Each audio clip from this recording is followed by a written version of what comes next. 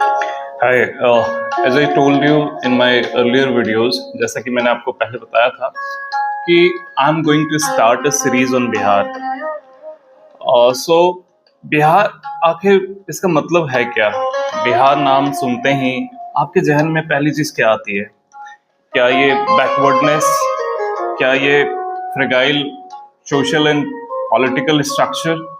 क्या ये क्राइम? क्या ये लॉलेसनेस लैंड? या क्या ये एक व्यक्ति जो कि एक गमछा लिए हुए है, उसके पिक्चर सबसे पहले आपके जहन में आता है? आखिर बिहार है क्या?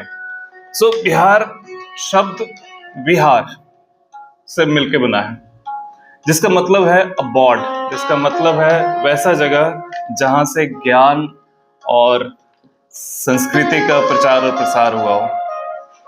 Bihar means a place where monks used to wander, stay, and spread the knowledge.